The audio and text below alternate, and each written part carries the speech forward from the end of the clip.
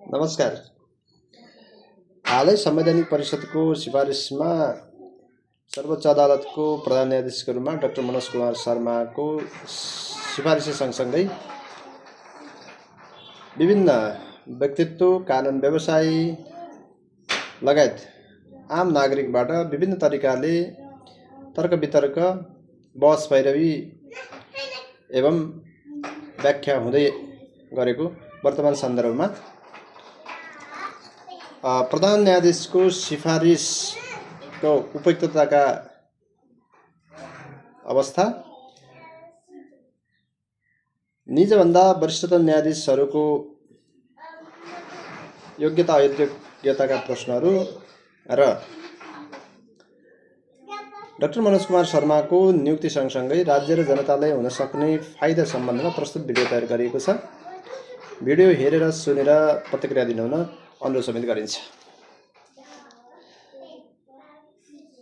Doctor Manoj Kumar Sharma सहितका 6 जना न्यायाधीशहरूको नाम न्याय परिषदले सर्वोच्च अदालतको प्रधान न्यायाधीशको रूपमा इन्लिस्ट गरी सँगसँगै संवैधानिक परिषदले चौथो वरियतामा रहेका मान्य न्यायाधीश डाक्टर मनोज कुमार शर्मालाई सर्वोच्च अदालतको प्रधान न्यायाधीशको रूपमा सिफारिस गर्ने निर्णय गरेको छ। यो अवस्थालाई विश्लेषण गर्ने हो भने नेपालको संविधानको धारा 129 तिर हामीले जानुपर्ने अवस्था हुन्छ। सो धारामा उल्लेख गरे अनुसार सर्वोच्च अदालतमा निरन्तर 3 वर्ष काम गरेको जुनसुकै माननीय न्यायाधीश सर्वोच्च अदालतको प्रधान न्यायाधीशको रूपमा योग्य हुने लगायतका योग्यता र अयोग्यताका विषयहरू समावेश गरिएको छ। यो संवैधानिक व्यवस्था हो। विगतका अभ्यासभन्दा महत्त्वपूर्ण संविधानवादको प्रिन्सिपल हो। संविधानमा भएका व्यवस्थाहरू बाध्यात्मक रूपले कार्यान्वयन हुनुपर्ने संविधानवादको मकसद समेत हो। यसै अनुरूप डाक्टर मनोज कुमार शर्माको नियुक्ति भएको छ। यो नियुक्ति हुँदा निजभन्दा सर्वोच्च अदालतमा वरिष्ठतम न्यायाधीशको रूपमा रहनुभएका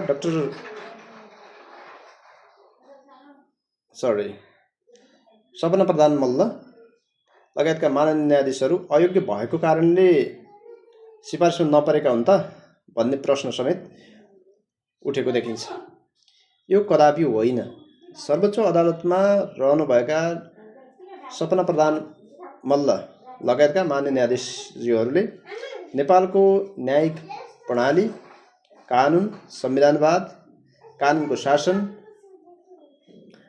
सामाजिक न्याय एवं समानताका सन्दर्भमा विभिन्न पक्षबाट, दृष्टिकोणबाट कन्ट्रिब्युट गर्दै आउनुभएको छ।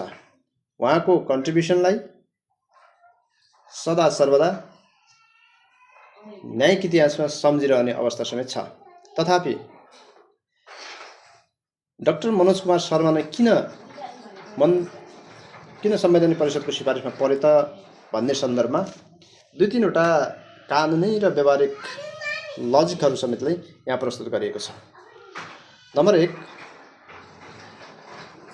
नेपालको संविधानको धारा 129 मा 3 वर्ष निरन्तर सर्वोच्च अदालतमा काम गरेको न्यायाधीश सर्वोच्च अदालतको प्रधान न्यायाधीश हुन सक्ने कानुनी प्रोभिजन अथवा संवैधानिक व्यवस्था भए अनुसार नै निजको नियुक्तिको लागि सिफारिस गरिएकोमा अन्यथा भन्न सक्ने अवस्था स्थिति हुँदैन। दोस्रो कुरो, निजभन्दा वरिष्ठतम न्यायाधीशहरू अयोग्य रहेको भन्ने प्रश्न कदापि सत्य होइन। तेस्रो, निजको नियुक्ति किन गरियो भने नियुक्तिको लागि सिफारिस किन गरिएको हुनुपर्दछ भने निज सर्वोच्च अदालतमा प्रधान न्यायाधीशको रूपमा पुरा कार्यकाल अर्थात् 6 वर्ष नै सर्वोच्चको बागडोर सम्हाल्ने निश्चित छ, जसले गर्दा राज्य र नागरिकहरू समेतलाई सर्वोच्च अदालतमा विचाराधीन रहेका 20,000 भन्दा बढी मुद्दाहरूको फर्स्यौट समयमा हुने अपेक्षा समेत गरेको छ।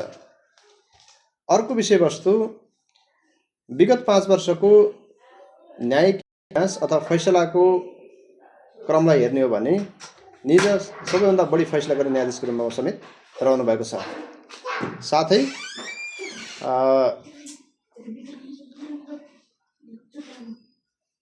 निजको नियुक्ति सँगसँगै निजभन्दा सिनियर र जुनियर समेत गरी 2089 सम्म 7 जना सर्वोच्चका मान्य न्यायाधीशहरूको उमेरका कारणले रिटायरमेन्टको बाटो रोज्नुपर्ने स्थिति हुन्छ। यसले राज्यलाई निरन्तर त्यो क्रमलाई भङ्गता नगर्ने हो भने राज्यलाई ठुलो आर्थिक भार समेत पूर्व पदाधिकारीको रूपमा दिनुपर्ने अवस्थाबाट सरकार जनतालाई आर्थिक फाइदा हुने देखिन्छ। अर्को विषय, यदि वरिष्ठतम न्यायाधीशलाई नै सर्वोच्च अदालतको न्यायाधीशको रूपमा नियुक्तिको लागि सिफारिस गर्ने हो भने तिलप्रसाद श्रेष्ठ सबैभन्दा बढी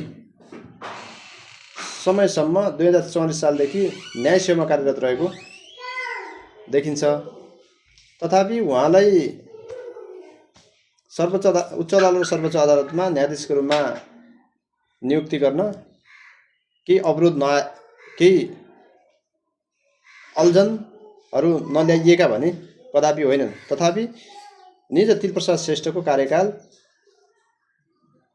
जम्मा 2-2.5 महिना मात्रै बाँकी रहेको सम्बन्धमा निजलाई सर्वोच्च अदालतको प्रधान न्यायाधीशको रूपमा सिफारिस गर्दा 2-2.5 महिना पछि फेरि सर्वोच्च अदालतमा प्रधान न्यायाधीश रिक्त रहने र फेरि अर्को अल्झन सिर्जना भई प्रधान न्यायाधीश नियुक्त गर्नुपर्ने कानुनी व्यवस्था अल्झन त्यो अवस्था रहेको हुनाले पनि डाक्टर मनोज कुमार शर्माको सिफारिसलाई समय सान्दर्भिक, क्रमभङ्गता समेतका आधारमा लिन सक्ने प्रशस्तै बलिया संवैधानिक कानुनी अभ्यासहरू कानुनी व्यवस्थाका साथसाथै अहिलेको समय सन्दर्भ समेत अनुकूल रहेको देखिन्छ। हस्, धन्यवाद।